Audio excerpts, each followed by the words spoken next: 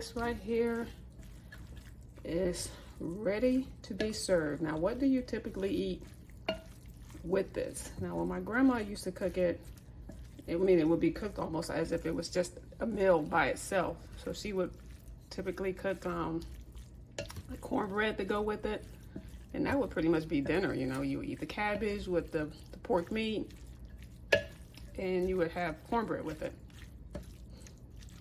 and that was the meal. So the main ingredients needed for the cabbage with the ham hock, obviously, is the ham hocks. I've got 2 of them here. Technically, because of the size of this cabbage, this is not a large cabbage. This is a small one. But this ham hock, I won't have anything else to use it for. So I'm gonna go ahead and cook both of them. So there'll be plenty of flavor with this cabbage. But you just need the main ingredients, obviously, is the green cabbage and the smoked hog. Just want to say that you really only need one. But again, for this, I'm gonna use both of these. I'm gonna go ahead and get the hog started before cleaning, before cutting and cleaning the cabbage, because I really want this meat to break down. So I'm gonna end up cooking it on a low temperature for a couple of hours, but I'm gonna go ahead and get it started. Adding about 2 cups of water. I don't typically ever measure the water, so I'm not for sure how much water is actually needed. So I'm gonna need more than that. So maybe 4 cups of water. So here's 2 more cups. Yeah, that sounds about right. So 4 cups of water. We got to add more later. We will. And I'm just going to turn this on about medium high to get it started, getting that meat, getting it to break down before adding the cabbage. And as we're cooking it on low, the meat will start to fall off the bone as the cabbage is cooking as well. The ham hock is cooking at a nice steady, what I would like to say, steady slow boil. Just gonna continue to let it cook this way while I chop up the cabbage. It's been cooking now for about 45 minutes. So now's the perfect time to add the cabbage in and to allow this meat to cook longer. And as I mentioned before, as it cooks longer, the meat will start to fall off the bone. Chopping the cabbage is, I guess, a matter of personal preference. Some people like their cabbage in bigger pieces. Some people like it in smaller pieces.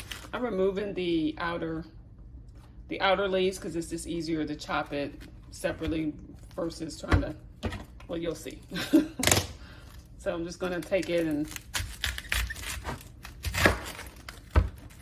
cut all the way around the cabbage.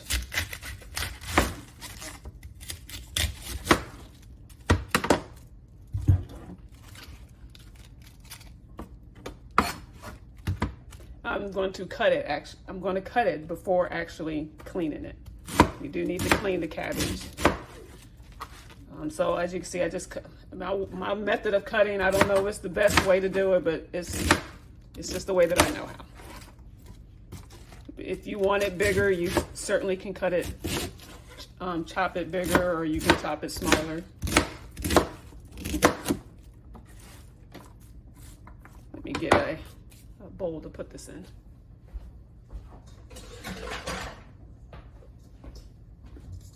Put that in there.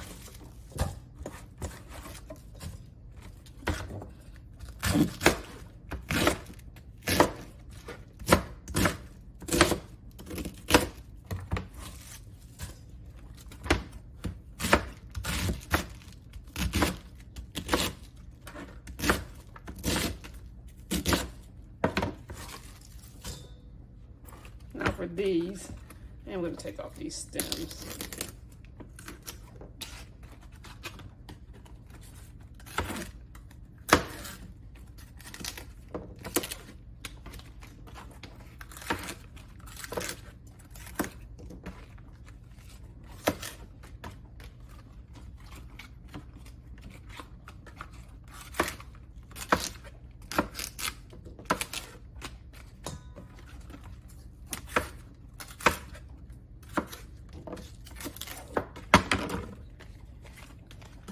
And next, just gonna take a few pieces, or maybe not those. Let me start with these are bigger. And just roll it. I'm gonna cut it at a diagonal.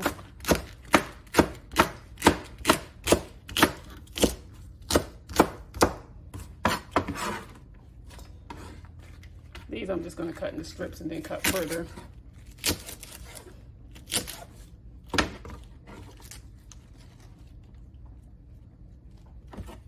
So you can see, not really a methodical process. I'm just cutting. It doesn't have to be perfect.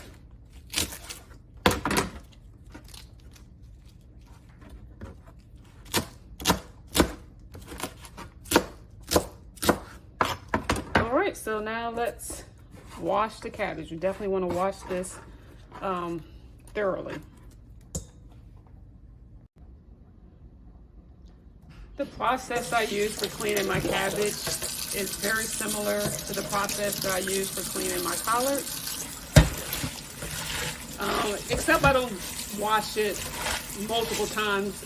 I don't wash the cabbage multiple times like I would my collard greens. For some reason the cabbage doesn't seem to have as much grit and dirt in between it like collards do. But for the most part, I do still kind of go with the process of adding vinegar in there. Maybe like a capful.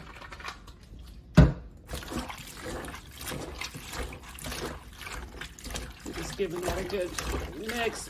All the while breaking down the cabbage, so you know, when I chopped it, I didn't break it down, so I'm just breaking it down with my hand.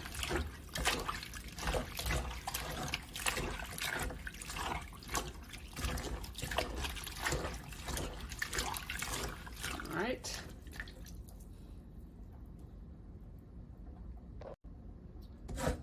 This out the way. So next, I'm just going to strain the water off.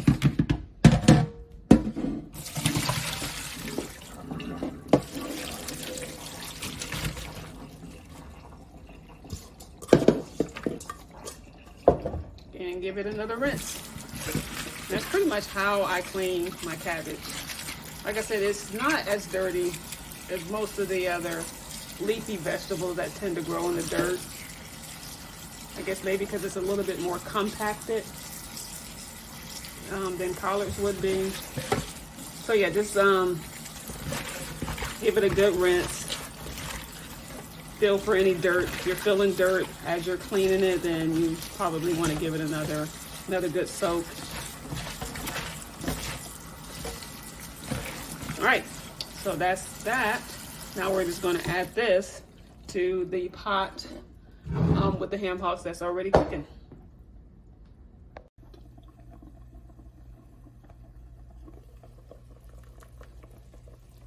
So before I add the cabbage, I'm going to go ahead and add the seasoning and spices, whatever. It's easier to add it in now versus trying to add it after you add the cabbage in. So I'm going to use one cube of bouillon. Again, there's enough flavor in this smoked hog that it really doesn't require much salt. Sugar, I'm adding some sugar. I'm gonna say, maybe a teaspoon of sugar. Let's say I don't typically use measurements, but I will start with a teaspoon.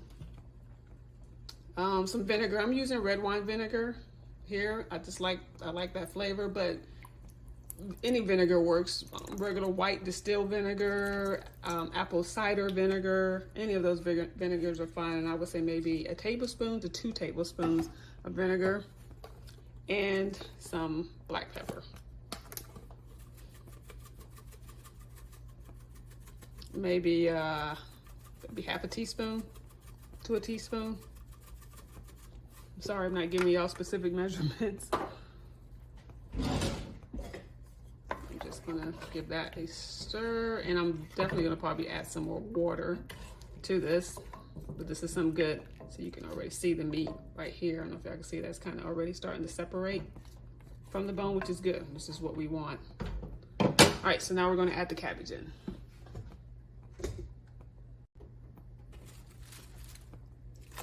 Now when it comes to cabbage, you really don't need much water because cabbage has a lot of water already in it.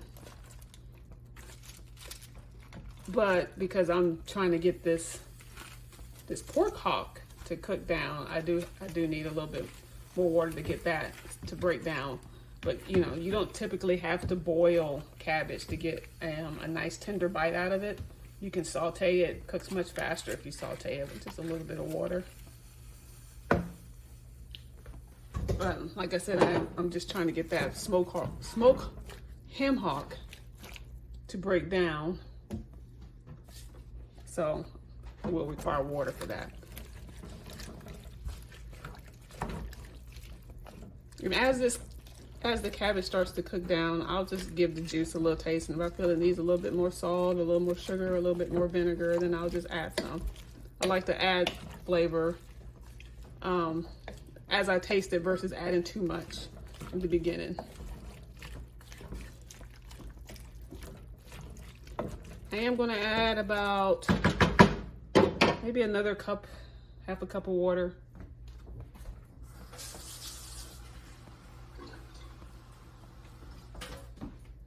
Let's go with, let's see,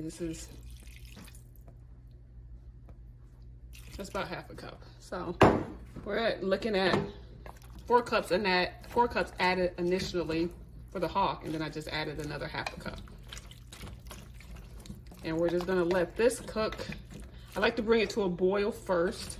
So we're gonna bring it to a boil, and then once it boils, we're gonna turn the temperature down to low, and we're gonna let this cook over a low temp, and it should take a couple hours, but first we're gonna bring this to a boil. I'm going to now turn the temperature to low since this is boiling, and just let this cook on low for a few hours until this meat starts to break down and the cabbage has a much tender bite. You don't want the cabbage soggy. You don't want that. You just want it, you want to still have a slight crunch, but you definitely want it, excuse me, I keep moving the phone. You definitely want it to have a good tender bite. So we're gonna let this cook on low for a few hours. Cover it with the lid, and you can go watch a movie. I also just want to give a quick note in regards to the smell of cabbage when you're boiling it. It will smell like someone released a sewer line in your home. Cabbage does not have the most appealing smell when you're cooking it. It stinks. So just want to give you that heads up. If you've never boiled cabbage before, if you've never cooked it, it will hit you. It's not an appealing smell.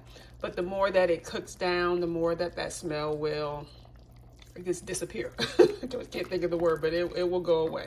So I just want to give you that quick note that cabbage does stink. It has a funky smell to it, but the more it cooks down, you know, that smell will go away.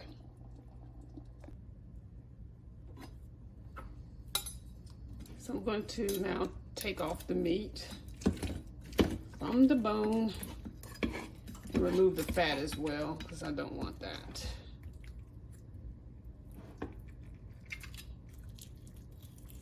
Most of this is, oh, nope, there's meat there. I wasn't sure if that was just all fat. And it just comes right off the bone. It's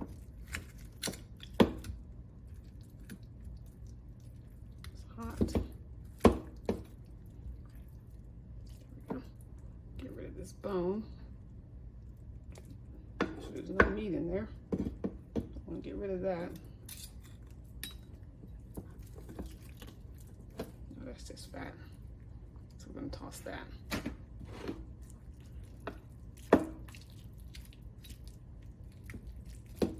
Same thing here. Don't want this.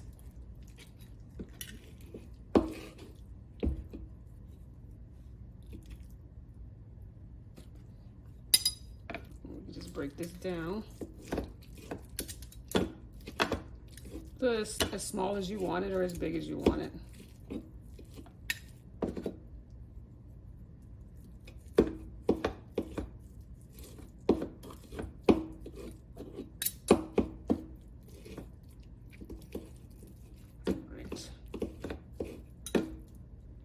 I'm just gonna go ahead and put this in the dish versus putting it back in the pot with the cabbage.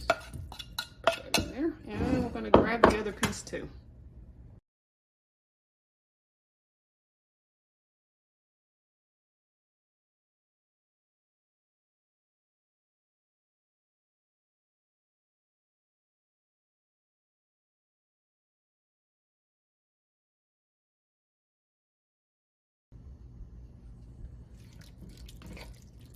Now, I'm not a fan of keeping all this liquid. I like to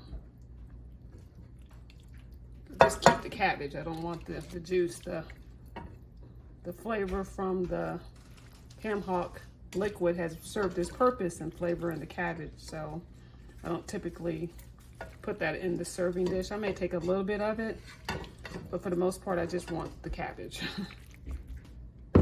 So got all the cabbage out. Now I'm just gonna mix it with the meat.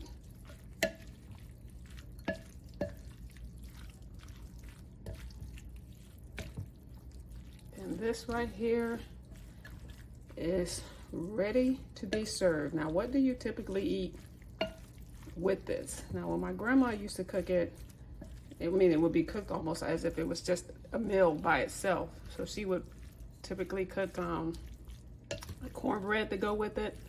And that would pretty much be dinner. You know, you would eat the cabbage with the pork meat, and you would have cornbread with it. And that was the meal. Of course, you can serve whatever you want. We're actually having barbecue chicken and potatoes, roasted potatoes with this. So, anyways. Thank you so much again for watching my video and tuning in. Give me a thumbs up if you like this video, if you're going to give this recipe a try. And don't forget to subscribe for more recipes like this. Thanks. Bye-bye.